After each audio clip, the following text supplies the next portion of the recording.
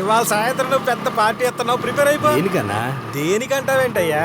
గంటలో nursery opening, తర్వాత నువ్వు ప్రపోజింగ్, ఆ అమ్మాయి యాక్సెప్టింగ్, నైట్ పెద్ద పార్టీయింగ్, ఇది ఫిక్సింగ్. నువ్వు ప్రిపేర్ అయిపో అంతే. ఓకే అన్న.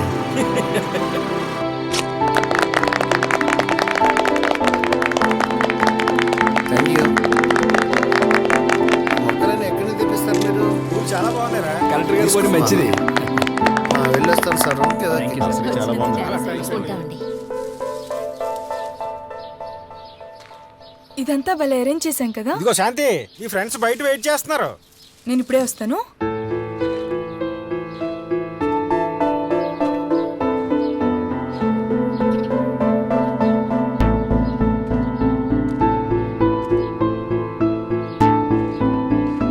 హాయ్ రాణి. అంతా చాలా బాగా జరిగింది కదండి. నాకు చాలా హ్యాపీగా ఉందండి. ఈ రోజు గురించి ఎప్పటి నుంచో ఎదురు చూస్తాను. సర్వం, ఈ ఎల్లో రోజ్ మన ఫ్రెండ్షిప్కి గుర్తుగా మీ దగ్గరే ఉండాలి. ఈ నర్సరీ ఓపెన్ అయి నేను ఇంత ఆనందంగా ఉండడానికి మీరే కారణం. ఈ ఆనందంలో నేను మీకు విషయం చెప్పాలనుకుంటున్నాను. ముందు నుంచి నాకు బాగా తెలిసిన వాణ్ణి, నన్ను అర్థం చేసుకునేవాణ్ణి, ఇష్టమైన వాణ్ణి పెళ్లి చేసుకోవాలని ఉండేది. ఇప్పుడు లక్కీగా అలాంటి అబ్బాయే దొరికాడు. రంజిత్ అని నా డిగ్రీ క్లాస్మేట్. నిజంగా నేను చాలా లక్కీ. రంజిత్ లాంటి మనిషి నా లైఫ్లోకి వస్తున్నందుకు నాకు చాలా ఆనందంగా ఉంది. లాస్ట్ వీక్ ప్రపోజల్ వచ్చింది. నాకు కూడా ఇష్టమే అని చెప్పాను. మొదట మీకే చెప్పాలనిపించింది. Next week. వీళ్ళు మా పిన్నత్ గారి పిల్లలు. నమస్తే. పెళ్లి కుదిరితే ఈ విషయం చెప్పవా? నువ్వు చెప్తేనే కదరా ఆ అమ్మాయికి తెలిసేది నువ్వు ఇష్టమా కాదా అని. ఆ అబ్బాయి దొరకకుండా అదృష్టం అని అమ్మాయి అంత హ్యాపీగా ఫీల్ అయ్యి చెప్తుంటే నా మీద ఏ ఫీలింగ్స్ లేవని అర్థమవుతాలే. చెప్పాలంటే చెప్పాలి. ఇప్పుడు నీ అబ్బాయి ఏలేవి చెప్తే నా మీద లేని ఫీలింగ్స్ అమ్మాయికి మధ్యలో కొత్తగా పుట్టుకొస్తాయా? ఆ అమ్మాయి నాకు దొరకడు అదృష్టం అని నేను ఫీల్ అయినా, ఆమె కూడా గట్టినే ఫీల్ కావాలి. అట్లయితే ఆమె నాకు కావాలి, లేకపోతే నాకు వద్దు. నేను మంచి ఫ్రెండ్ అంట, అంతే. సర్లే ఇడ్చిరా, బాధపడకు. ఏమొస్తుందిరా బాధపడితే? ఏదన్నా వస్తుందని బాధపడతారా? బాధ అవుతుంది బాయ్. బాధపడకేం చేయాలా? బాధపడ. ఈ బాధలో ఈ ఉంగరాన్ని మళ్ళీ పెట్టుకోవాలనిపిస్తుంది. ఇప్పుడు ఏం చేయాలి పితా అని పితాకి ఫోన్ చేయబుద్ధి అవుతుంది. నాలో ఉన్న ఈ బాధ నా కాన్ఫిడెన్స్ను చంపేస్తుంది. చంపుకోవాల్సింది నా బాధను కానీ కాన్ఫిడెన్స్ను కానీ.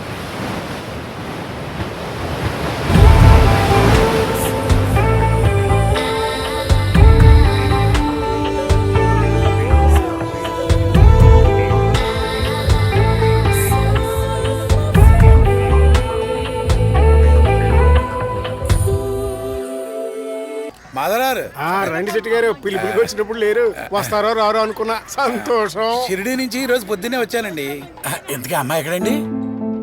కంగ్రాట్స్ అమ్మారాణి, నీతో 2 నిమిషాలు మాట్లాడాలి తల్లి. అతనికి అర్హత లేదు. తప్పమ్మా, సర్వంకు నువ్వు అంటే ఎంత ఇష్టం అర్థమైతే నువ్వు ఇలా మాట్లాడవమ్మా.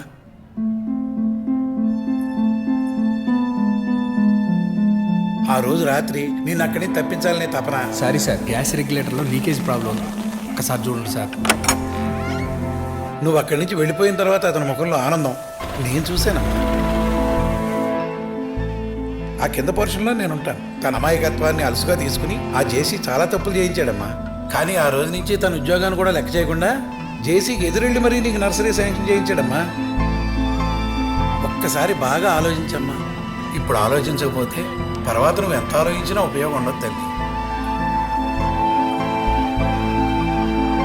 ఎక్కడ తెచ్చాడు? మళ్ళీ అంత సామాన్ తేడానికి రావులపాలెం కారంపేవా? ఎన్నిసార్లు ఫోన్ చేసినా ఫోన్ లిఫ్ట్ చేయట్లేదు. ఎత్తకపోతే ఇంకోటి పొడమాయించరా బాబు. మీరు కంగారు పడకండి, నేను చూసుకుంటాను. మీరు కంగారంటే? తాళాలు ఇవ్వండి. అదే రావులపాలెం విక్టర్ అక్కడ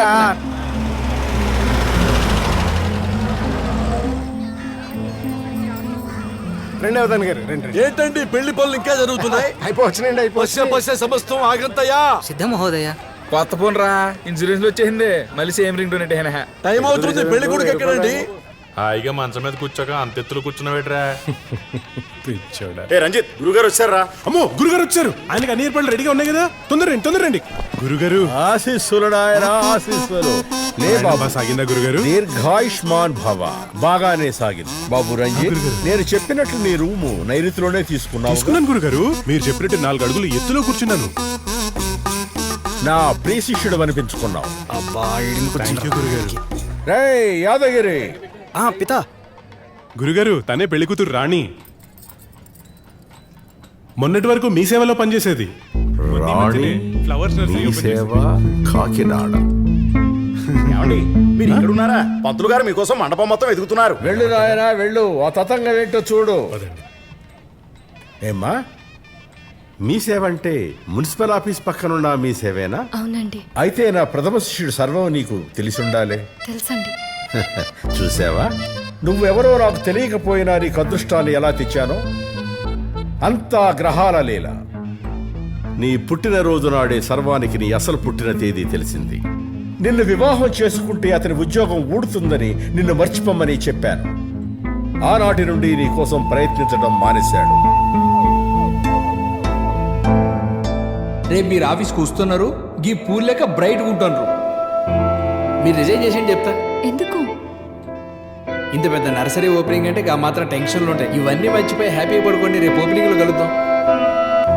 చూసావా, నా ఆజ్ఞ వలనే మీ ముగ్గురి జీవితాలు సుఖమయమయ్యాయి.